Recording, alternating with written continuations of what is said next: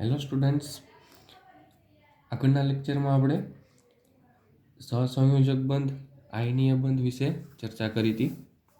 થોડુંક રિકેપ કરી લઈએ આગળના લેક્ચરનું. બે ટાઈપના બંધ છે આપણે જોયા હતા: સહસંયોજક બંધ અને બીજો હતો આયનીય બંધ. તો સહસંયોજક બંધ અને આયનીય બંધ. સહસંયોજક બંધ છે એ કઈ રીતે બનતો હતો કે જે ઇલેક્ટ્રોન હશે, અણુ પરમાણુમાં જે ઇલેક્ટ્રોન હશે તેની ભાગીદારીથી. એટલે કે અમુક એવા તત્વો હશે કે જે ઇલેક્ટ્રોનની આપલે ના કરી શકે, કેમ કે પોતા પાસે પણ ઘટતા હોય ઇલેક્ટ્રોન, તો એ બીજાને ક્યાંથી આપી શકે. અને બીજો કેસ એવો બને કે જો પોતા પાસે જ વધારે ઇલેક્ટ્રોન હોય તો એ બીજા પાસેથી લઈ પણ ના શકે. તો એવા કેસમાં શું થશે? જે આ ઇલેક્ટ્રોન હશે એ બંને, જે બે તત્વો હશે એ બે તત્વોની ભાગીદારી થશે. જેમ કે એક્ઝામ્પલ આપું તમને, તો હાઇડ્રોજન છે, એ હાઇડ્રોજન પાસે આપણને ખબર છે કેટલા ઇલેક્ટ્રોન હોય, એક ઇલેક્ટ્રોન હોય. તો આ એક ઇલેક્ટ્રોન છે એ કોઈને આપી ના શકે, કેમ કે એને પણ એક ઇલેક્ટ્રોન ઘટે છે. હાઇડ્રોજનના કેસમાં કેવું હોય, એનું ડુપ્લેટ કમ્પ્લીટ હોવું જોઈએ. ડુપ્લેટ એટલે એની પાસે જે એક જ કક્ષા હશે હાઇડ્રોજન પાસે, અને એમાં કેટલા ઇલેક્ટ્રોન હોવા જોઈએ? બે ઇલેક્ટ્રોન હોવા જોઈએ. પણ આની પાસે એક જ ઇલેક્ટ્રોન છે, તો એ એક ઇલેક્ટ્રોન કોકને ક્યાંથી આપી શકે? આ હાઇડ્રોજનને પોતાને પણ એક ઇલેક્ટ્રોન ઘટે છે, તો એ શું કરે? બીજો હાઇડ્રોજન હશે, બીજા હાઇડ્રોજન પાસે પણ એક ઇલેક્ટ્રોન હશે. તો આ બંને ઇલેક્ટ્રોન છે એ એકબીજાને આપલે ના કરી શકે, કેમ કે બંનેને ઘટે છે. તો શું કરે બંને? આ બે હાઇડ્રોજન છે એ આ બે ઇલેક્ટ્રોનની ભાગીદારીથી એક બંધ બનાવી લેશે. અને આ જે બંધ બને એને કેવો બંધ કહેવાય? સહસંયોજક બંધ કહેવાશે. એટલે આવી રીતે સહસંયોજક બંધ છે એનું ફોર્મેશન થતું હોય. બીજું એક્ઝામ્પલ ક્લોરીન છે. ક્લોરીન, એની પાસે સંયોજકતા ઇલેક્ટ્રોન કેટલા હશે? 7 હોય. હેલોજન સમૂહમાં સંયોજકતા ઇલેક્ટ્રોન 7 હશે. 2, 4, 5, 6 અને 1, 7. તો આ 7 સંયોજકતા ઇલેક્ટ્રોન થઈ ગયા. હવે આ 7 સંયોજકતા ઇલેક્ટ્રોન છે, તો આમાં અષ્ટક પૂરું થવા માટે કેટલા ઇલેક્ટ્રોન ઘટે? તો કે હજી એક ઇલેક્ટ્રોન ઘટે છે. તો બીજો ક્લોરીનનો અણુ જે હશે એની પાસે પણ 7 જ ઇલેક્ટ્રોન હશે. સંયોજકતા ઇલેક્ટ્રોન 2, 4, 6 અને 7. તો આ બંને પાસે 7 ઇલેક્ટ્રોન છે. તો બંને ક્લોરીન છે એને એક ઇલેક્ટ્રોનની ઘટ છે. તો એક ઇલેક્ટ્રોનની ઘટે છે, તો આ ક્લોરીન કોઈ પણ સંજોગોમાં આને ઇલેક્ટ્રોન ના આપે, અને આ ક્લોરીન છે એ પણ આ ક્લોરીનને ઇલેક્ટ્રોન નહીં આપે. તો બંને શું કરે? તો કે આ બે જે ઇલેક્ટ્રોન છે એ બંને બંધ બનાવી લેશે. એટલે જ્યારે આની વાત આવે તો આનું અષ્ટક પૂરું થઈ જશે. 2, 4, 6 અને 2, 8. એવી જ રીતે આમાં પણ થશે 2, 4, 6 અને 8. એટલે આ બે જે વચ્ચેના ઇલેક્ટ્રોન છે એ બંનેના છે, કોઈ એક સિંગલ ક્લોરીનના નથી. બંનેના ભાગીદારીથી બનાવેલો બંધ છે કે જેનાથી બંને ક્લોરીનનું અષ્ટક છે પૂરું થઈ જશે. તો આ ટાઈપનો બંધ બનશે, એને કેવો કહેવાય? સહસંયોજક બંધ. આ બધી આપણે આગળ ચર્ચા કરી લીધી હતી. એટલે જે ઇલેક્ટ્રોનની ભાગીદારીથી બંધ બનશે એને કહેવાશે સહસંયોજક બંધ. અને બીજો બંધ આવે છે આયનીય બંધ. તો આયનીય બંધ છે એમાં શું થશે? ઇલેક્ટ્રોનની આપલે.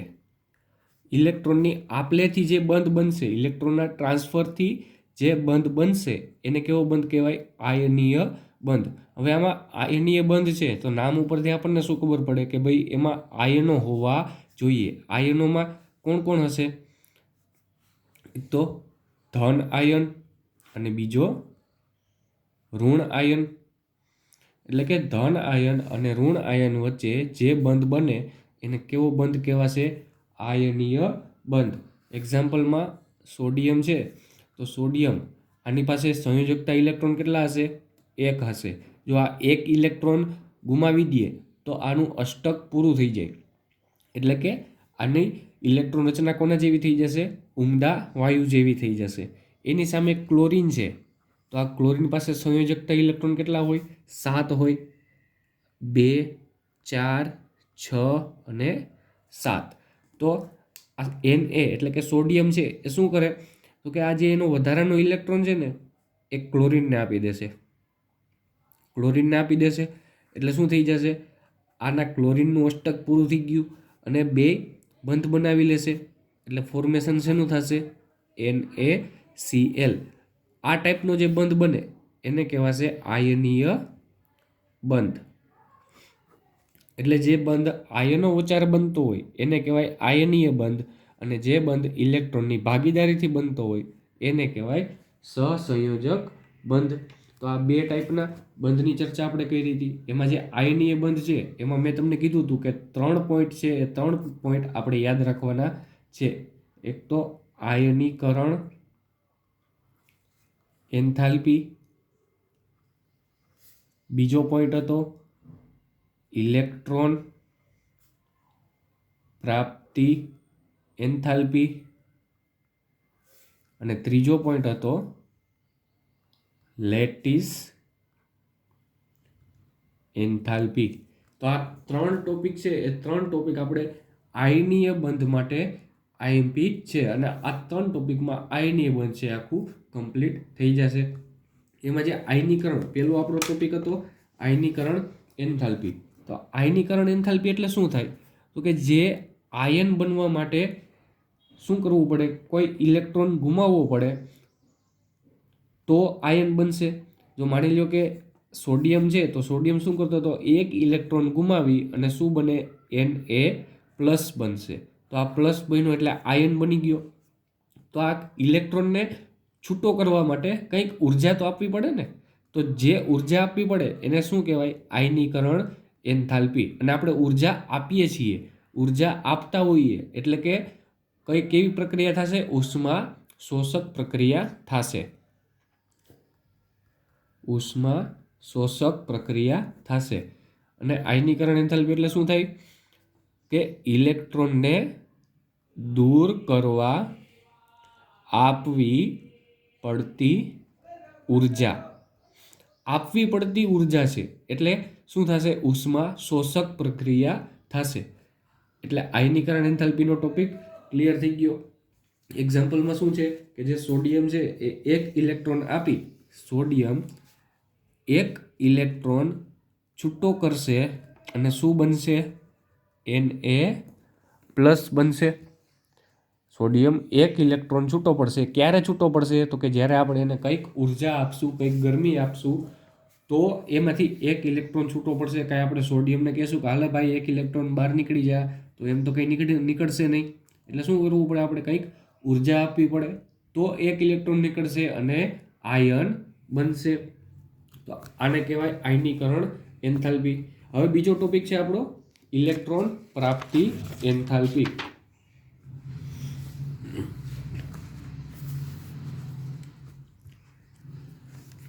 સેકન્ડ ટોપિક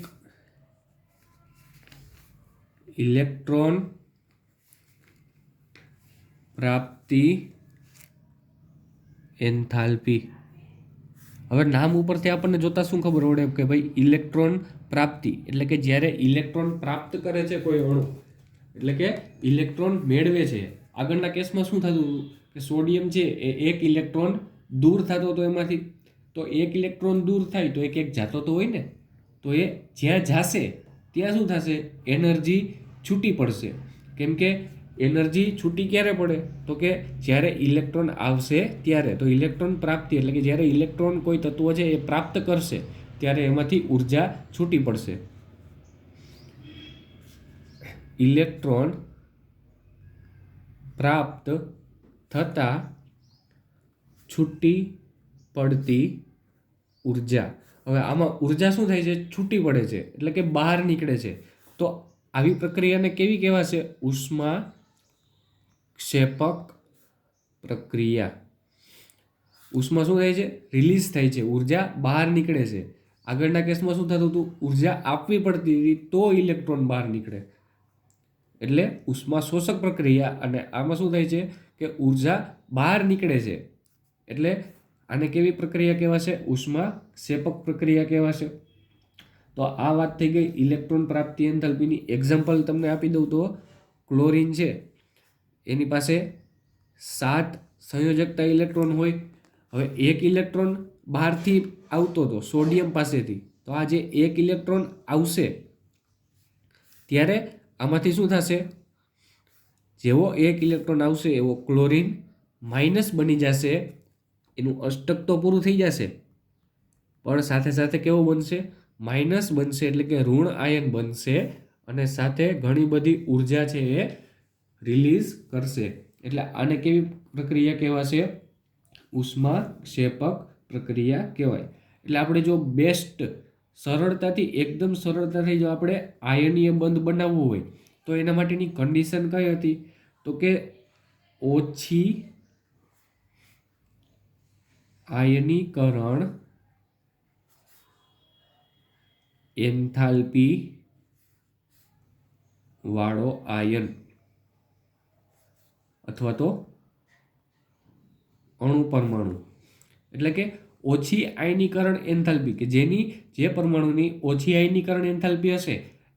ઓછી આયનીકરણ એન્થાલ્પીનું મિનિંગ શું થાય, તો કે એવા પરમાણુઓ, એવા તત્વો કે જેને આપણે થોડી એવી ઉર્જા આપીએ ને તો પણ એક ઇલેક્ટ્રોન છે એ દૂર થઈ જાય.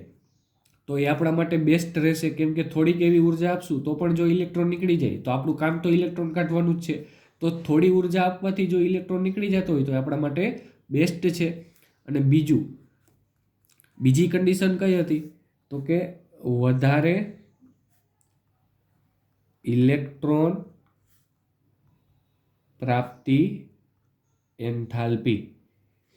વધારે ઇલેક્ટ્રોન પ્રાપ્તિ એન્થાલ્પી એટલે કે ઓછી ઉર્જામાં આપણે શું કરવું છે, અહીંથી ઇલેક્ટ્રોન કાઢવો છે અને એ ઇલેક્ટ્રોન જ્યારે બીજા આયનમાં જાય, બીજા તત્વમાં જશે ત્યારે શું થવું જોઈએ, એમાંથી વધારે ઉષ્મા છે, વધારે ઉર્જા છે એ આપણને આઉટપુટ ટૂંકમાં વધારે મળવું જોઈએ. તો આપણે કોઈ પણ જનરલી આપણી મેન્ટાલિટી એવી જ હોય કે આપણે ઓછી મહેનતે વધારે પૈસા કમાવા છે, કે ઓછી મહેનતે વધારે આપણને નીપજ મળવી જોઈએ. તો આમાં પણ એવું જ થાય, આપણે ઇનપુટ કેવું રાખવું છે, ઓછું, એટલે કે ઓછી આયનીકરણ એન્થાલ્પી, અને રિઝલ્ટ એનું કેવું જોઈએ છે, વધારે જોઈએ છે, એટલે કે વધારે ઇલેક્ટ્રોન પ્રાપ્તિ એન્થાલ્પી, એટલે કે વધારે ઉર્જા નીકળવી જોઈએ. તો આવી કન્ડિશનમાં આપણને શું મળશે, આયનીય બંધ છે મળશે. એટલે આ કન્ડિશન છે એકદમ સ્યુટેબલ છે. આ ટાઈપના એક્ઝામ્પલ આપણે જોતા હોય તો ઓછી આયનીકરણ એન્થાલ્પી જનરલી શેમાં હશે, આલ્કલી ધાતુઓ. શેમાં હશે, આલ્કલી ધાતુઓમાં. એટલે કે જે આપણો પહેલો સમૂહ છે આવર્ત કોષ્ટકનો, લિથિયમ, સોડિયમ, એ જે સમૂહ છે પોટેશિયમ વાળો, એ સમૂહ એને આલ્કલી ધાતુઓ કહેવાય અને એ સૌથી ઓછા આયનીકરણ એન્થાલ્પી ધરાવતા હોય. એટલે કે એને થોડી એવી ઉર્જા આપશો ને તો પણ ઇલેક્ટ્રોન છે એ દૂર કરી લેશે. એ રાહ જ જોતા હોય, જ્યારે કોઈક જરાક એવી ઉર્જા આપે એટલે શું કરી દઈએ, ડાયરેક્ટ ઇલેક્ટ્રોન છે એને દૂર કરી દેશે. અને બીજી બાજુ સૌથી વધારે ઇલેક્ટ્રોન પ્રાપ્તિ એન્થાલ્પી કોની હશે, તો કે હેલોજનની. હેલોજન ક્યાં આવશે, આવર્ત કોષ્ટકમાં જમણી બાજુ સમૂહ નંબર 17. ઉમદા વાયુઓથી એક સમૂહ, આગળનો સમૂહ, એને હેલોજન સમૂહ કહેવાય. અને આ સમૂહના જે તત્વો છે, ફ્લોરિન, ક્લોરિન, બ્રોમિન, આયોડિન, આ બધા તત્વો છે એ કેવા છે, સૌથી વધારે ઇલેક્ટ્રોન પ્રાપ્તિ એન્થાલ્પી ધરાવતા તત્વો છે. એટલે એમાં એક ઇલેક્ટ્રોન પણ આવશે તો ખૂબ જ મોટા આંકડામાં શું થશે, ઉર્જા રિલીઝ થશે. અને આ બંને વચ્ચે બંધ બને એને કેવો બંધ કહેવાશે, આયનીય બંધ કહેવાય. તો હવે આના પછીનો ત્રીજો પોઈન્ટ છે, ત્રીજો પોઈન્ટ છે લેટિસ એન્થાલ્પી.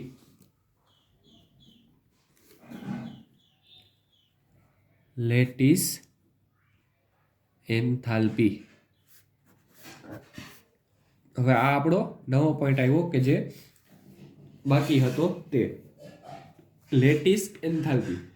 લેટિસ એન્થાલ્પી એનો મિનિંગ શું થાય, તો કે જે આપણું આયનીય બંધ દ્વારા જે પદાર્થ બનશે, આયનીય બંધ દ્વારા આપણે એક્ઝામ્પલ લાસ્ટમાં કયું લીધું હતું, સોડિયમ ક્લોરાઇડનું, NaCl નું લીધું હતું. તો આમાં પણ એ જ એક્ઝામ્પલ રાખીએ એટલે વધારે આઈડિયા આવશે થોડોક. ચાલો, આમાં શું થતું હતું, જો સોડિયમ છે એની પાસે કેવો હશે, એક ઇલેક્ટ્રોન એક્સ્ટ્રા હશે. આ એક ઇલેક્ટ્રોન એને આપવો છે કોકને, એટલે આને થોડી એવી ઉર્જા આપશું તો પણ આ એક ઇલેક્ટ્રોન છે એને દૂર કરી નાખશે. એની સાથે બીજું કોણ હતું, ક્લોરીન. તો ક્લોરીનની સંયોજકતા ઇલેક્ટ્રોન કેટલા હતા, 7, 2, 4, 6 અને આ 7. તો આની પાસે 7 ઇલેક્ટ્રોન છે, એક ઇલેક્ટ્રોન ઘટે છે. તો ક્લોરીન સોડિયમ પાસે જઈને રિક્વેસ્ટ કરશે કે ભાઈ એક ઇલેક્ટ્રોન આપો, એટલે કે ઉર્જા આપશે. તો સોડિયમ શું કરી દેશે, આ ઇલેક્ટ્રોન ક્લોરીનને આપી દેશે. તો ક્લોરીનને ઇલેક્ટ્રોન આપે એટલે શું થશે, જો સોડિયમમાંથી ઇલેક્ટ્રોન નીકળો, એક ઇલેક્ટ્રોન ઓછો થાય અથવા તો ઇલેક્ટ્રોન ઓછા થશે તો શું બનશે, ધન આયન. અને એક ઇલેક્ટ્રોન ઓછા થશે તો +1 એટલે કે Na+ બનશે. અને ક્લોરીનમાં શું થાય છે, એક ઇલેક્ટ્રોન એડ થાય છે. અને જો ઇલેક્ટ્રોન એડ થાય તો શું બને, ઋણ આયન. અને એક ઇલેક્ટ્રોન એડ થાય છે એટલે -1. એટલે શું થઈ ગયું, આ Na+ અને Cl-. તો આ જ્યારે કમ્પાઉન્ડ બનશે એટલે કે આ પદાર્થ જ્યારે બનશે ત્યારે આની સાથે સાથે ઘણી બધી ઉર્જા છે એ રિલીઝ થશે. શું કામ, કેમ કે એક તો આમાં ઇલેક્ટ્રોન આવશે એટલે ક્લોરીન પાસેથી પણ અમુક ઉર્જા છે એ દૂર થશે, કેમ કે ઇલેક્ટ્રોન આવશે તો એની ઉર્જા સાથે લઈને આવશે. એટલે ક્લોરીનમાંથી પણ ઉર્જા નીકળશે. ક્યારે, તો કે જ્યારે Cl- બનશે ત્યારે. અને એ સિવાય એક્સ્ટ્રા કે જ્યારે Na+ અને Cl- એ બંને જ્યારે કમ્બાઈન થશે અને શું બનાવશે, NaCl, ત્યારે પણ અમુક ઉર્જા છે એ રિલીઝ થશે.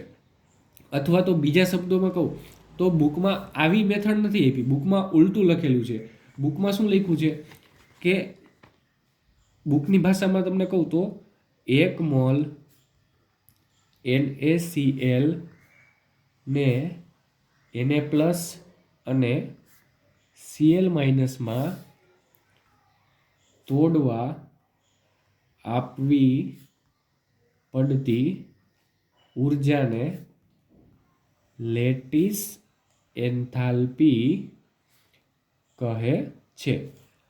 આ શું છે, જો આ બુકમાં જે લખ્યું છે આ એનું ઉલટી રીતે લખેલું છે. એટલે કે 1 મોલ NaCl ને Na+ અને Cl- એમાં તોડવા માટે જે ઉર્જા આપવી પડે એને લેટિસ ઉર્જા કહેવાય. હવે આમાં હું તમને કઈ રીતે કહું છું, જો આ Na+ અને Cl- બન્યો તો આ જે આ Na+ અને Cl- બનશે તો એની સાથે કંઈક ઉર્જા નીકળશે. તો હવે આને આપણે પાછા જોઈન્ટ કરવા હોય તો પણ કંઈક ઉર્જા આપવી પડે. એટલે આવી રીતે તમે સમજો તો પણ ચાલે અને આ રીતે સમજો તો પણ ચાલશે. જો આ રીતે સમજો તો આમાં શું યાદ રાખવાનું તમારે, તો કે આમાં જે NaCl છે, NaCl આ સોડિયમ ક્લોરાઇડ છે, એને જો આપણે તોડવું હશે, હવે કોઈ પણ વસ્તુ હોય એને આપણે તોડવી હોય તો આપણે કંઈક ઉર્જા એમાં આપવી પડે. તો ઉર્જા જે આપીએ આપણે શેના માટે, તો કે NaCl ને તોડવા માટે. તો તૂટશે પછી શું બનશે, Na+ અને Cl- બનશે. તો આના માટે કંઈક ઉર્જા તો આપણે આપવી પડે ને. તો આ ઉર્જા જે આપવી પડે એને શું કહેવાય, લેટિસ એન્થાલ્પી. તો આ લેટિસ એન્થાલ્પી ખ્યાલ આવી ગયો. લેટિસ એન્થાલ્પી કોને કહેવાય, NaCl કોઈ પણ આપણે જે પદાર્થ છે એને તોડવા માટે એના કેટલા જથ્થાને, 1 મોલ જથ્થાને તોડવા માટે જેટલી ઉર્જા આપવી પડે એને શું કહેવાય, લેટિસ એન્થાલ્પી. તો આપણો થર્ડ ટોપિક પણ થઈ ગયો પૂરો. તો આયનીય બંધ વિશે આખો ટોપિક એની ચર્ચા થઈ ગઈ આયનીય બંધની. હવે જે નેક્સ્ટ ટોપિક આવે છે આપણો એ છે NaCl, એટલે કે જે સોડિયમ ક્લોરાઇડ છે એની રચના કેવો છે, સોડિયમ ક્લોરાઇડ એના વિશે જોવાનું છે. તો સોડિયમ ક્લોરાઇડ આમાં આપણે થોડુંક ઝૂમ કરીએ તો આપણને શું દેખાય, સોડિયમ, આ સોડિયમ છે એ ક્યાંથી આવ્યો હશે, તો કે સોડિયમ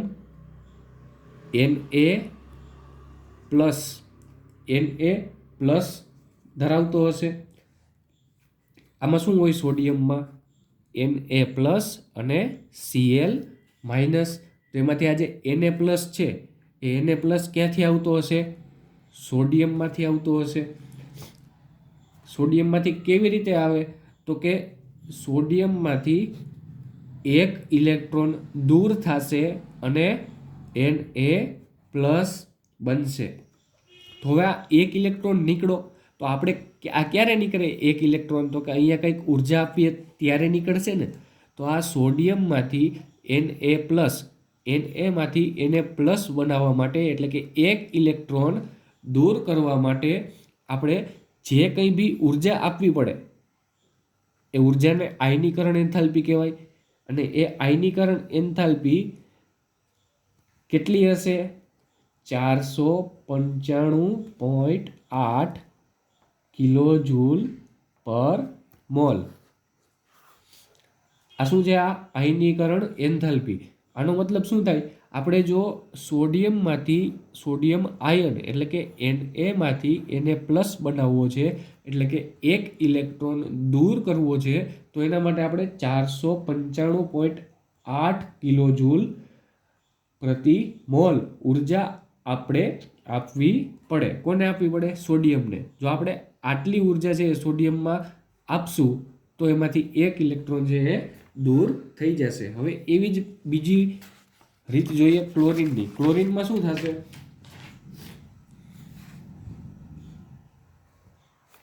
કે ક્લોરીન છે NaCl માં શું હશે? Na+, Cl-. તો આ Na+ ની તો આપણે ચર્ચા કરી લીધી. હવે વધ્યું કોણ? ક્લોરીન. તો કે ક્લોરીન છે એ Cl- બનશે. કેવો બનશે ક્લોરીન? Cl- બનશે. હવે Cl- ક્યારે બને? તો કે જે સોડિયમમાંથી ઇલેક્ટ્રોન નીકળ્યો છે એ ક્લોરીન લઈ લઈએ તો એ Cl- બનશે ને. એટલે કે Cl+ ઇલેક્ટ્રોન. Cl+ ઇલેક્ટ્રોન એટલે શું બનશે? Cl-. તો આ ક્લોરીન માઇનસ બની ગયો.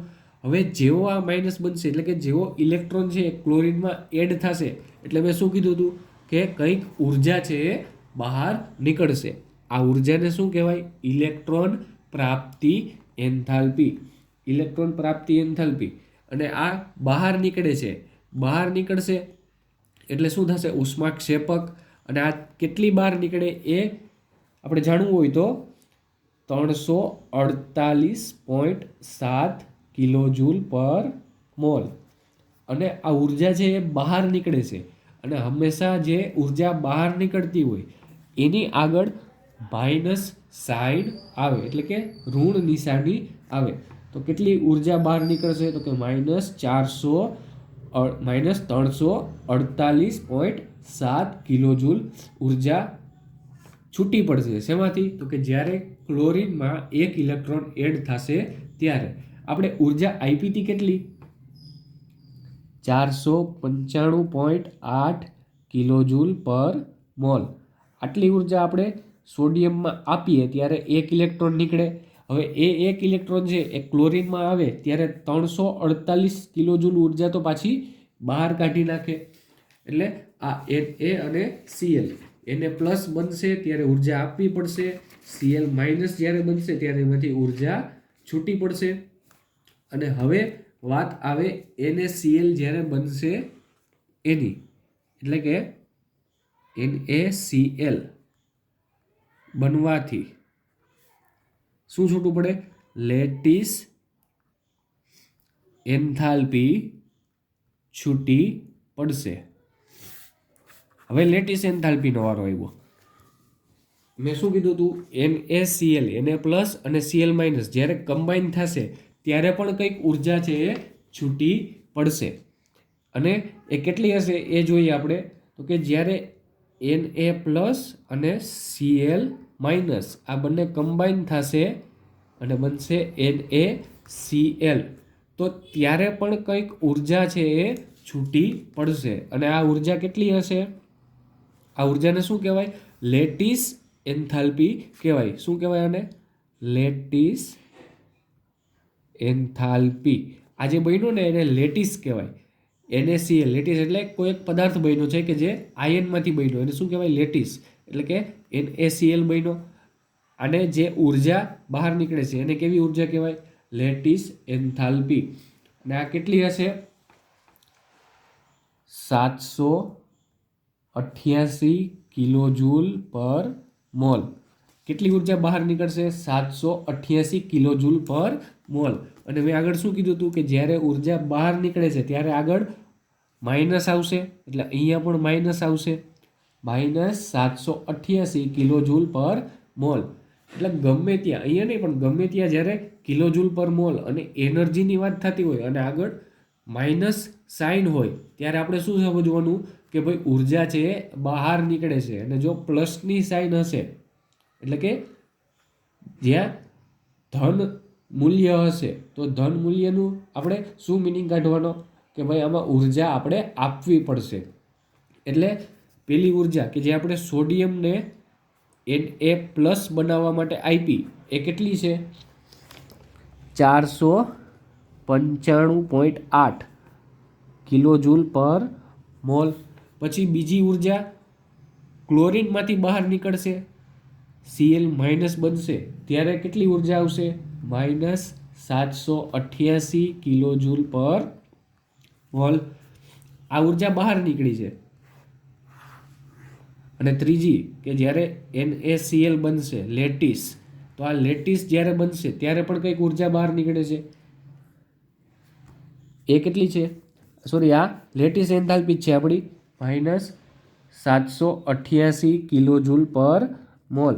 આ જે ક્લોરીનની છે એ ક્લોરીનની અહીંયા આપી છે કેટલી છે? 348.7 -348.7 કિલોજૂલ પર મોલ. તો આ આટલી જ ઉર્જા આપણે ખાલી આપી હતી સોડિયમમાં. 495 આપણે ઉર્જા આપી તો એમાંથી નીકળી કેટલી? એકવાર 348 નીકળી અને બીજી વાર 788 નીકળી. એટલે આ ખૂબ જ વધારે કહેવાય. 788 કે જ્યારે લેટિસ બનશે, સોડિયમ ક્લોરાઇડનો લેટિસ જ્યારે બનશે ત્યારે 788 કિલોજૂલ પર મોલ ઉર્જા છે એ બહાર નીકળે છે. આપણે આપી હતી તો થોડીક જ, એની સામે 2 વાર તો ઉર્જા બહાર નીકળી. એટલે ઉષ્માક્ષેપક પ્રક્રિયા થશે. લેટિસ એન્થાલ્પી છે એ પણ કેવી પ્રક્રિયા થશે? ઉષ્માક્ષેપક. પણ જ્યારે આપણે આને તોડીએ એટલે કે જ્યારે NaCl છે NaClને આપણે Na+ અને Cl- એમાં બંનેમાં તોડવો હોય તો આપણે કેટલી ઉર્જા આપવી પડે? 788 કિલોજૂલ પ્રતિ મોલ ઉર્જા છે આપણે આપવી પડે. એટલે આ વાઇસા વર્ષા છે. જો NaCl તમે બનાવો તો કેટલી ઉર્જા છૂટી પડે? તો કે 788. અને જો NaCl બનેલો છે અને એને આપણે તોડવો છે Na+ અને Cl- માં, તો પણ કેટલી ઉર્જા આપવી પડે? તો આપણે આપવી પડશે 788 કિલોજૂલ પર મોલ. એટલે જો બનાવશો, જો આપણે Na+ અને Cl માંથી NaCl બનશે તો જ છૂટી પડશે. જો આ NaCl છે એનું ફોર્મેશન થશે તો આ ઉર્જા છૂટી પડશે. અને જો આપણે એને તોડવો હશે તો આપણે આ ઉર્જા આપવી પડશે.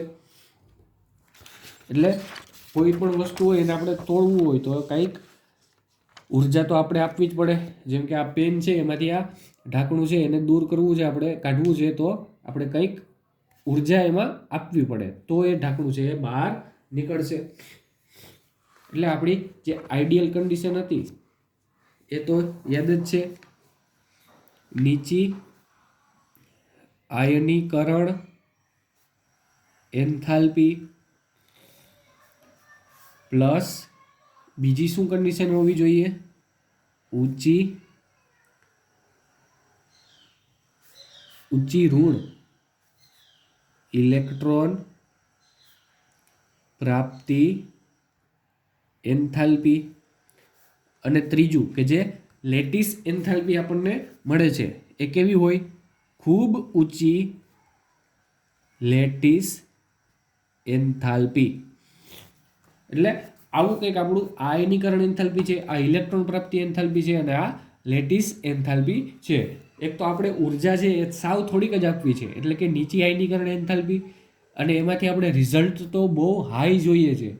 આ એક તો આ કઈ ઉર્જા છે કે જે ક્લોરીન હતો આપણે ઋણ આયન, એમાં જ્યારે ઇલેક્ટ્રોન એડ થશે ત્યારે કંઈક ઉર્જા છૂટી પડે, એ આ ઇલેક્ટ્રોન પ્રાપ્તિ એન્થાલ્પી. અને એના પછી લેટિસ એન્થાલ્પી એટલે કે જે NaClનું ફોર્મેશન થઈ જાય છે ત્યારે જે ઉર્જા છૂટી પડે એ આ ખૂબ ઊંચી ખૂબ ઊંચી લેટિસ એન્થાલ્પી એ 788 હતી. એને આપણે ઉર્જા તો થોડીક જ આપી હતી, એમાંથી 788 કિલો જૂલ તો બહાર નીકળી કે જ્યારે લેટિસનું ફોર્મેશન થયું.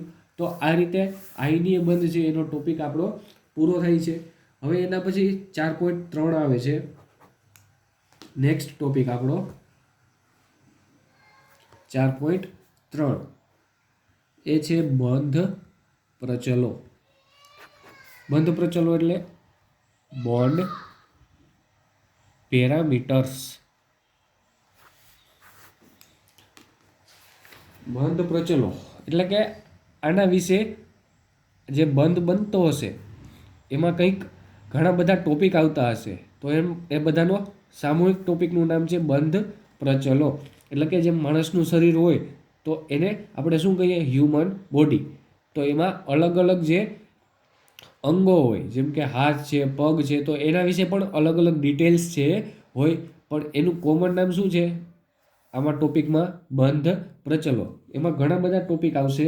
એમાં જે પહેલો ટોપિક છે 4.3.1 એ છે બંધ લંબાઈ. બધા ટોપિક એકદમ ઇઝી જ છે અને જેટલા ઇઝી છે એટલા જ ઇમ્પોર્ટન્ટ છે વ્યાખ્યાઓ માટે, 2 માર્ક્સના ક્વેશ્ચન માટે. આ ખૂબ જ ઇમ્પોર્ટન્ટ છે બધા ટોપિક. નાના નાના ટોપિક છે. એમાં પહેલો ટોપિક છે બંધ લંબાઈ. નામ ઉપરથી જ આપણને ખબર પડી જાય કે જે ભાઈ વચ્ચે બંધ બનતો હશે, 2 તત્વોની વચ્ચે જે બંધ બનતો હશે એ બંધ કેટલો લાંબો છે, એની લંબાઈ શું છે, એને શું કહેવાય? બંધ લંબાઈ.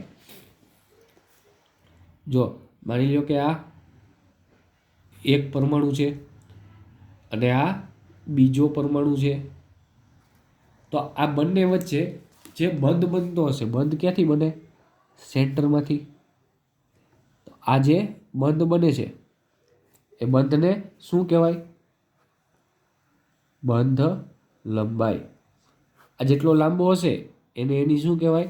બંધ લંબાઈ. જો આ રાઉન્ડ છે થોડાક વ્યવસ્થિત કરીએ આપણે, તો આ એક પરમાણુ, એની સાથે આ બીજો પરમાણુ, આ બંનેના સેન્ટર એટલે કે એના કેન્દ્રો. હવે આ એક માની લો કે પરમાણુ નથી, આ એક વર્તુળ જ છે. તો આટલો જે ભાગ હોય આ એના સેન્ટર, એના કેન્દ્રથી એની જે બાહ્ય ત્રિજ્યા, આ બાહ્ય જે બોર્ડર છે, બહારની જે બોર્ડર છે ત્યાં સુધીનું આપણે અંતર માપીએ તો આ આટલું જે અંતર છે એને શું કહેવાય? આર કહેવાય. એટલે કે એની ત્રિજ્યા થઈ. હવે એવી જ રીતે આ વર્તુળમાં જોઈએ તો આમાં શું થશે? આ કેન્દ્રથી બહારની બોર્ડર સુધી એને પણ શું કહેવાય? એની ત્રિજ્યા કહેવાય. તો આમાં R1 અને R2 કહી દઈએ. તો આ જે આખી ત્રિજ્યા બની, આખી જે લંબાઈ થઈ, આ કેટલી છે? આટલી થઈ ગઈ. તો આ R1 પ્લસ R2 આ બંનેનો સરવાળો કરી નાખીએ એટલે આ બંને પરમાણુઓ વચ્ચેનું અંતર આપણને મળી જાય. એટલે કે R1 પ્લસ R2 આપણે જો કરી નાખીએ તો R1 અને R2 આ પોતે જ શું છે? એની બંધ લંબાઈ છે. તો આવી રીતે આપણને બંધ લંબાઈ મળી જશે. હવે આમાં બીજી સિમ્પલ એવી થોડી ઘણી માહિતી આપી છે, જેમ કે એ તો જનરલી નોર્મલ આપણી સામાન્ય બુદ્ધિ સમજી શકે એવી જ માહિતી છે. એમાં જો જેમ પરમાણુનું કદ વધતું જાય, જેમ આ પરમાણુ છે એનું કદ વધતું જશે, તેમ તેમ બંધ લંબાઈ પણ વધતી જશે. જેમ કે આ આવડો પરમાણુ છે એમાંથી એક પરમાણુ મોટો હોય, એક પરમાણુ મોટો હોય તો શું થશે? એની બંધ લંબાઈ એકની વધી જશે. એકની વધી જાય એટલે આપણે બંધ લંબાઈનો તો ટોટલ જ મારવાનો છે ને, R1 પ્લસ R2. તો આમાં R2 તો બહુ મોટો છે, તો આમાં શું થઈ જશે? આની બંધ લંબાઈ વધી જશે. અને બીજું કે જેમ જેમ બંધ વધતા જશે, બંધ વધતા જાય એટલે કે સિંગલ બંધ હોય, એક બંધ, એના પછી દ્વિબંધ હોય, પછી ત્રિબંધ હોય. એટલે કે આવી રીતે જેમ જેમ બંધ છે એની સંખ્યા વધતી જશે તેમ તેમ શું થતું જશે, એની બંધ લંબાઈ પણ ઘટતી જશે. શું કામ?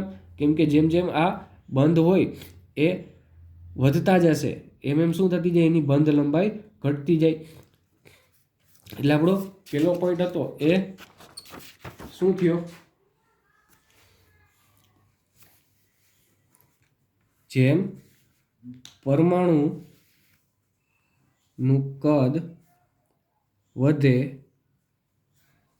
તેમ બંધ લંબાઈ વધે. એટલે પરમાણુ જેમ મોટો થતો જશે એમ શું થતું જાય, એની બંધ લંબાઈ છે એ વધતી જશે. અને બીજું કે જેમ બંધ વધતા જાય તેમ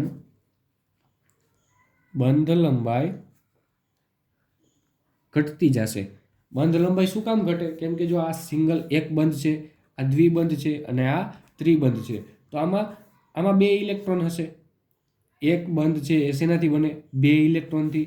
આ બે બંધ છે તો એમાં 4 ઇલેક્ટ્રોન હોય, આમાં 3 બંધ છે તો આમાં 6 ઇલેક્ટ્રોન હશે. એટલે ઇલેક્ટ્રોન વધતા જશે, ઇલેક્ટ્રોન વધતા જાય તો આકર્ષણ વધતું જાય, આકર્ષણ વધતું જાય તો શું થાય? બંધ સંકોચાતો જશે. જે આપણો પરમાણુ હશે એ સંકોચાતો જતો હશે. અને એની જે બંધ લંબાઈ હોય, પરમાણુ પહેલાં માની લો કે આવડો હશે અને એમાં દ્વિબંધ રચાશે. આમાં જો સિંગલ બંધ હોય બે પરમાણુ વચ્ચે તો એટલું બધું એટ્રેક્શન ના હોય. પણ જેમ જેમ બંધ વધતા જશે તેમ તેમ શું થતું જાય, આ પરમાણુ છે એ સંકોચાતો જશે. તો આ બંનેની જે બંધ લંબાઈ છે એ બંધ લંબાઈ પણ કેવી થતી જાય? ઘટતી જાય. કેમ કે પરમાણુનું કદ જ નાનું થઈ જાય તો એની બંધ લંબાઈ પણ નાની જ થઈ જાય. એટલે સૌથી વધારે બંધ લંબાઈ કોની હશે? એક બંધની હશે, એના પછી દ્વિબંધની અને છેલ્લે ત્રિબંધ. એટલે કે સૌથી મોટો સિંગલ બોન્ડ, એના પછી ડબલ બોન્ડ અને છેલ્લે સૌથી નાનો ટ્રિપલ બોન્ડ.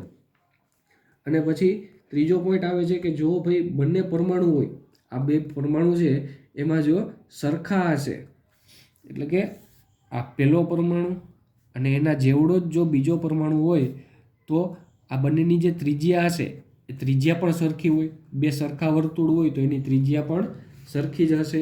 એટલે કે R1 પ્લસ R2 આ કેટલા હોય? R1 બરાબર R2 હશે. અને જો બે પરમાણુ છે એ અલગ અલગ સાઇઝના હશે તો R1 does not equal to R2. એટલે આ બધા સામાન્ય ટોપિક છે કે જે આપણને ખ્યાલ જ હોય છે. અને જેવો બંધ હશે એવી જ ત્રિજ્યા હશે. જેમ કે આ બંધ માની લો કે સહસંયોજક હશે, સહસંયોજક બંધ હોય તો એની જે ત્રિજ્યા હશે, આ જે ત્રિજ્યા હોય સહસંયોજક બંધ હોય તો એની ત્રિજ્યા તો હશે કંઈક, તો એ ત્રિજ્યાને કેવી કહેવાય? સહસંયોજક ત્રિજ્યા. અને જો બંધ આયનીય હશે તો આયનીય બંધ હશે તો એની ત્રિજ્યાને શું કહેવાય? આયનીય ત્રિજ્યા. એવી જ રીતે જો ધાત્વિક બંધ હોય, ધાત્વિક બંધ કોને કહેવાય? તો કે જે ધાતુઓ હોય એની વચ્ચે જે બંધ હોય એને ધાત્વિક બંધ કહેવાય. તો એની ત્રિજ્યાને ધાત્વિક ત્રિજ્યા કહેવાય. એટલે આ બધા સરળ પોઈન્ટ હતા. સહસંયોજક બંધ હોય એની ત્રિજ્યાને સહસંયોજક ત્રિજ્યા કહેવાય, આયનીય બંધ હોય એની ત્રિજ્યાને આયોનિક ત્રિજ્યા કહેવાય, ધાત્વિક બંધ હોય એની ત્રિજ્યાને ધાત્વીય ત્રિજ્યા કહેવાય. તો આ બધા આપણા બંધ લંબાઈના ટોપિક હતા. હવે એના પછી આ ક્યારની વાત થઈ? તો કે આ તો જ્યારે બે પરમાણુ છે એ સંયોજાયેલા હોય, એટલે કે જોડાયેલા હોય અને એકબીજા સાથે બંધ બનાવેલા હોય. પણ અમુક એવા પણ અણુઓ હશે કે જે હજી એનું સંયોજન થવાનું બાકી હશે. તો એવા કેસમાં વાન ડર વાલ્સ ત્રિજ્યા લાગે છે.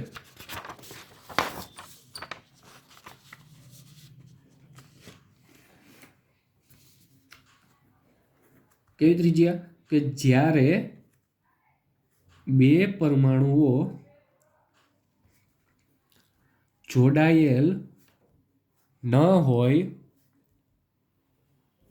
ત્યારે વાન ડર વાલ્સ ત્રિજ્યા બને છે. જ્યારે બે પરમાણુ છે એ જોડાયેલા ના હોય, એટલે કે હજી એનું સંયોજન થવાનું બાકી છે, તો સંયોજન થવાનું બાકી હોય તો આ સિંગલ પરમાણુ અને એની જે ત્રિજ્યા હશે, આ ત્રિજ્યાને શું કહેવાય? વાન ડર વાલ્સ ત્રિજ્યા. હવે આપણને એ નોર્મલી ખબર હોવી જોઈએ કે જ્યારે પરમાણુ છે એ કોઈ સાથે જોડાયેલો નથી, એટલે કે એકલો પરમાણુ છે, તો એની સાઇઝ પણ કેવી હોય? મોટી હોય. હવે કેમ કે એમાં કંઈ આકર્ષણ ના હોય કોઈ પણ જાતનું. હવે જેવો આની પાસે કોઈ એક બીજો પરમાણુ આવશે અને બીજો પરમાણુ એની સાથે બંધ બનાવશે, તો આવા કેસમાં શું થાય? આ બંને વચ્ચે આકર્ષણ થાય, અને આકર્ષણ થાય એટલે આ પરમાણુનું કદ નાનું થઈ જશે, કેમ કે સંકોચન થશે આકર્ષણ થાય એટલે. તો આની ત્રિજ્યા બંધ બનાવ્યા પછી કેવી થઈ જશે? ઘટી જશે. અને જ્યારે એકલો પરમાણુ હશે ત્યારે એની ત્રિજ્યા વધારે હોય. શું કામ? કેમ કે જો આ પેલો કેસ છે એમાં જોઉં, આ બે અલગ અલગ છૂટા પરમાણુઓ છે. તો આ છૂટા પરમાણુ છે તો આમાં શું થાય છે? આ બંનેની સાઇઝ મોટી હશે, પણ જેવા આ એકબીજા સાથે આકર્ષણ અનુભવશે એટલે કે નજીક આવે, તો એમ શું થાય કે આ પરમાણુઓ છે એ એકબીજા સાથે જોડાવા શું કરે? તો કે આ બંને છે એનો થોડોક ભાગ છે એ એકબીજા ઉપર ઓવરલેપ કરતો હોય. તો હવે ઓવરલેપ કરે તો એટલે એનો મતલબ શું થાય? આ એટલી ત્રિજ્યા તો આની ઓછી થઈ જશે, એકબીજા ઉપર ઓવરલેપ થઈ જશે. એટલે આમાં જ્યારે ત્રિજ્યા હોય, આમાં માની લો કે R1 અને આની ત્રિજ્યા R2, તો R1 પ્લસ R2 આમાં જેટલો આન્સર આવતો હોય ને એમાં એના કરતાં આમાં જે R1 પ્લસ R2 આનો જે આન્સર આવે ને એ કેવો આવશે? ઓછો આવશે. એટલે એનો મતલબ શું થયો? તો કે જે સહસંયોજક ત્રિજ્યા હોય એના કરતાં વાન ડર વાલ્સ ત્રિજ્યા કેવી હોય? ગ્રેટર ધેન, એટલે કે મોટી હશે. આ વાન ડર વાલ્સ ત્રિજ્યા એટલે કે જ્યારે પરમાણુ એકબીજા સાથે જોડાયેલ નથી ત્યારે. આને કેવી ત્રિજ્યા કહેવાય? વાન ડર વાલ્સ ત્રિજ્યા. એટલે જ્યારે પરમાણુ છે એનું સંયોજન થયેલું નથી ત્યારે કેવા ટાઈપની હશે? વાન ડર વાલ્સ ત્રિજ્યા. અને જ્યારે સંયોજન થઈ જાય ત્યારે સહસંયોજક ત્રિજ્યા. તો સંયોજન થઈ જાય ત્યારે તો પરમાણુનું કદ જ નાનું થઈ જાય, તો કદ નાનું થઈ જાય તો એની ત્રિજ્યા પણ નાની થઈ જશે. એટલે વાન ડર વાલ્સ ત્રિજ્યા છે એ સહસંયોજક ત્રિજ્યા કરતાં મોટી હશે. તો આ બંધ લંબાઈ થઈ ગઈ આપણી. હવે એના પછીનો ટોપિક આવે છે બંધ કોણ. 4.3.2 બંધ કોણ.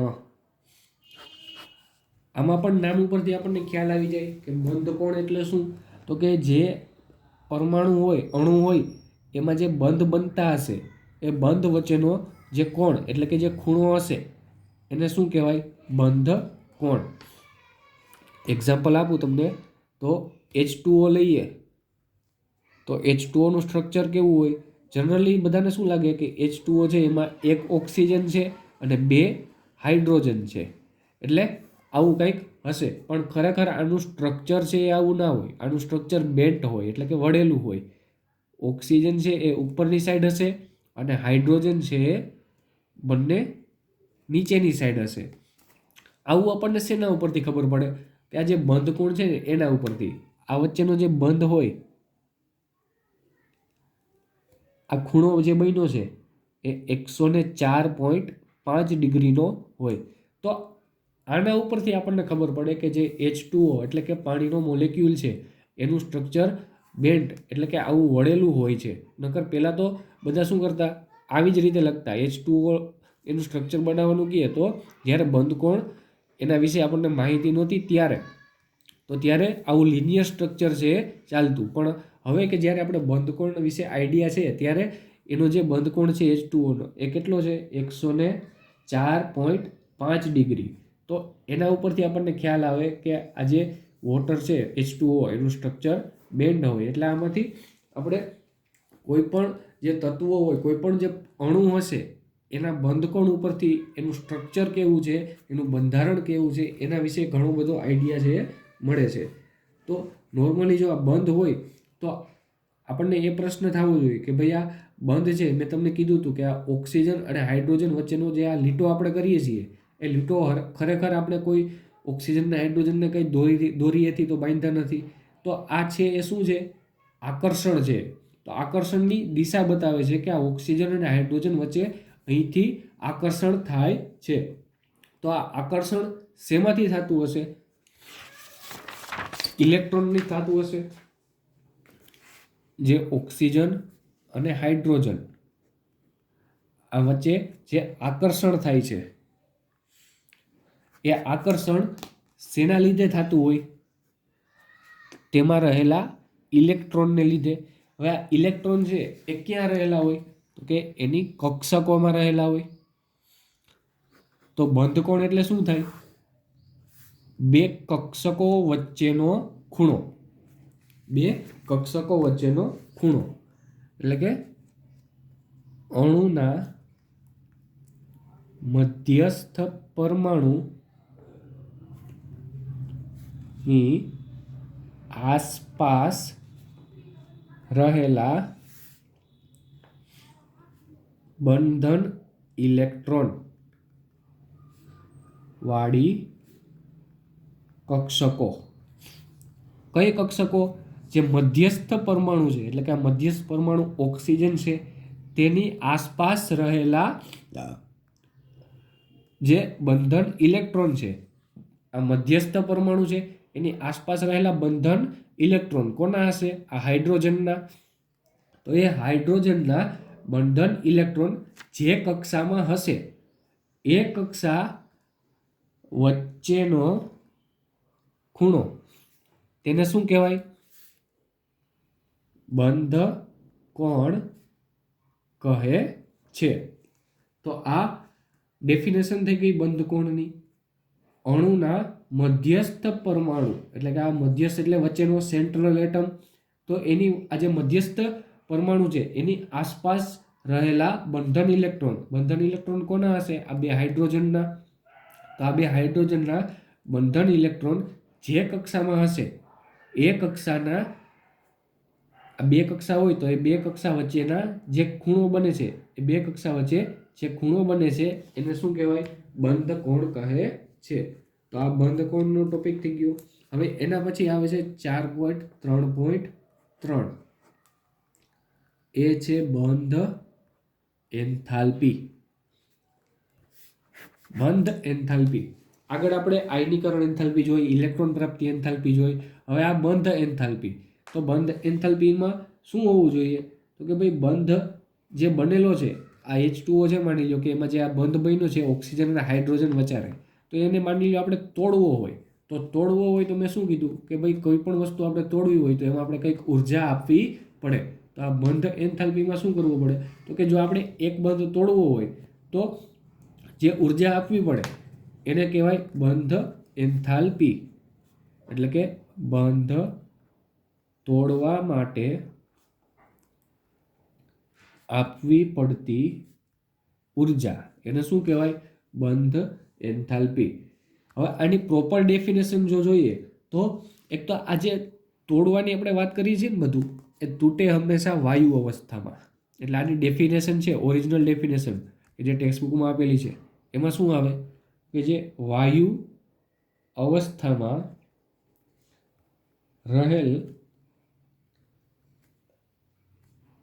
એક સરખા બંધના એક મોલને, એટલે કે વાયુ અવસ્થામાં જે બંધ રહેલો હોય, કેવા બંધ? એક સરખા. એટલે કે જો સહસંયોજક બંધ હોય તો બધા સહસંયોજક જ હોવા જોઈએ. જો આયનીય બંધ હોય તો બધા આયનીય બંધ જ હોવા જોઈએ.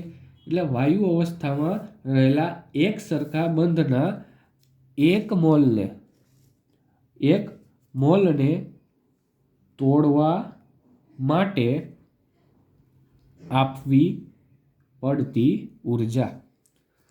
વાયુ અવસ્થામાં રહેલા એક સરખા બંધ એટલે એમાં એક જ ટાઈપ હોવો જોઈએ. સહસંયોજક હોય તો બધા સહસંયોજક, આયનીય બંધ હોય તો બધા આયનિક બંધ, જો ધાત્વિક બંધ હોય તો બધા ધાત્વિક બંધ.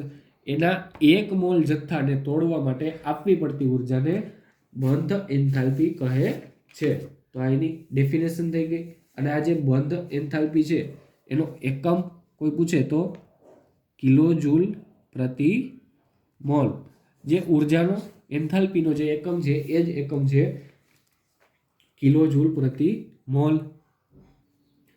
તો આ તો આપણે નોર્મલ જે બંધ હોય એની ચર્ચા કરી. પણ આમાં જો સ્પેસિફિક જોઈએ આપણે તો એમાં બે ટાઈપના અલગ અલગ પરમાણુઓ હોય છે, જેમ કે એક પરમાણવીય અને દ્વિપરમાણવીય અણુઓ હોય છે. પહેલો ટાઈપ એક પરમાણવીય અણુ. તો એક પરમાણવીય અણુ એટલે કે એવા અણુઓ કે જે એક જ પરમાણુઓથી બનેલા હોય.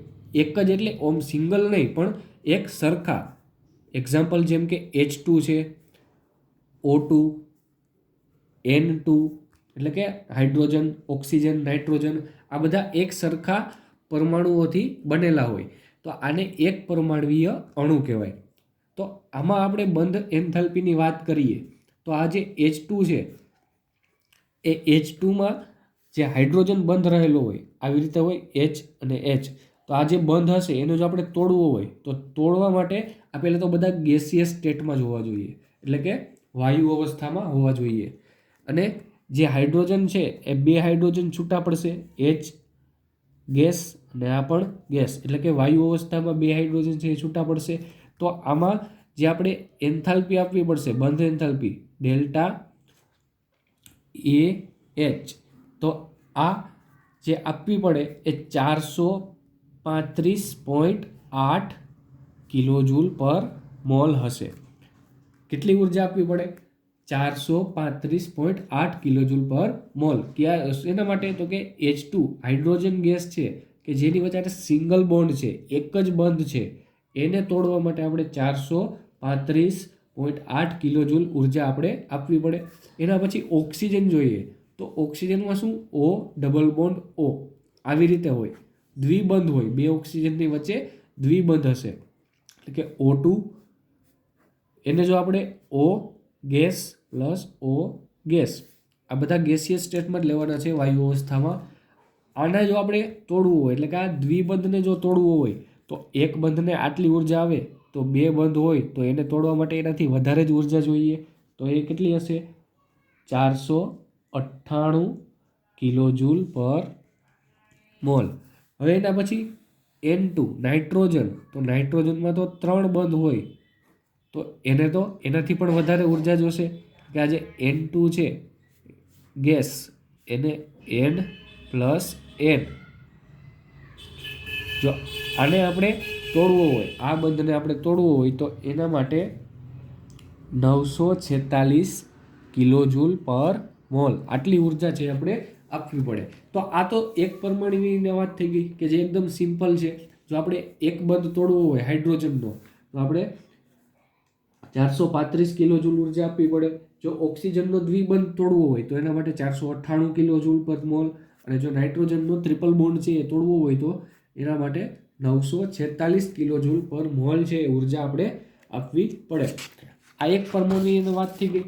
હવે મેઇન પ્રશ્ન આવે છે દ્વિપરમાણવીય અથવા તો બહુપરમાણવીય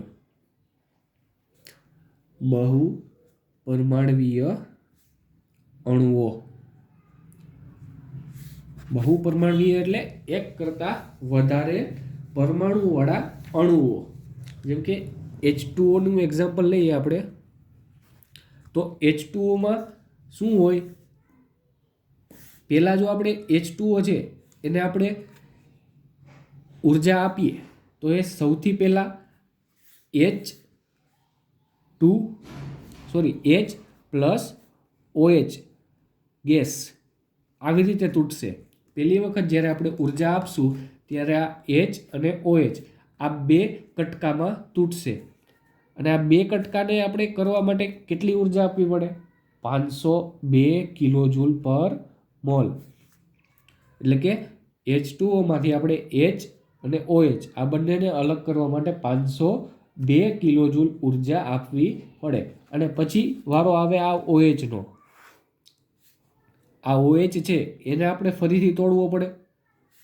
તો આ કેમાં તૂટશે? ઓક્સિજન અને હાઇડ્રોજનમાં. આના માટે પણ આપણે પાછી ઉર્જા આપવી પડે 427 કિલો જૂલ પર મોલ. તો આવી રીતે આપણે વધારે ઉર્જા આપવી પડશે બહુ પરમાણવીય તત્વોમાં. એ તો સિમ્પલ નોર્મલ જ વાત છે કે ભાઈ જેમ પરમાણુ વધતા જશે તેમ બંધ વધતા જશે, અને બંધ વધતા જાય તો એને તોડવા માટેની ઉર્જા છે એ પણ વધતી જશે.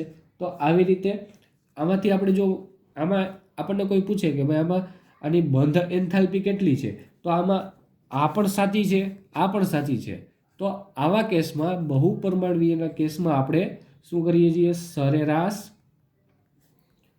બંધ એન્થાલ્પી વાપરીએ છીએ. સરેરાશ બંધ એન્થાલ્પી એટલે જેટલી એન્થાલ્પી બને એ બધીનો સરેરાશ કરી અને જે આન્સર આવતો હોય એ H2O ની સરેરાશ બંધ એન્થાલ્પી તરીકે ઓળખાય છે. તો આવી રીતે બંધ એન્થાલ્પી છે એને આપણે જોઈ લઈએ. તો આમાં શોર્ટ ફોર્મમાં પહેલેથી કહી દઉં તમને. તો પહેલાં જે નોર્મલ સિંગલ બંધ હશે એ સિંગલ બંધ એટલે કે એક પરમાણવીયમાં શું થતું હતું? H2O2 N2. તો આમાં જેમ બંધની સંખ્યા વધતી જાય, બંધની સંખ્યા વધે તેમ બંધ એન્થાલ્પી શું થાય? વધે. એક બંધમાં સૌથી ઓછી એનર્જી વાપરવી પડે, દ્વિબંધમાં એનાથી વધારે એનર્જી, અને ત્રિબંધમાં સૌથી વધારે એનર્જી છે આપવી પડે એને તોડવા માટે. ત્યારબાદ બહુ પરમાણવીય.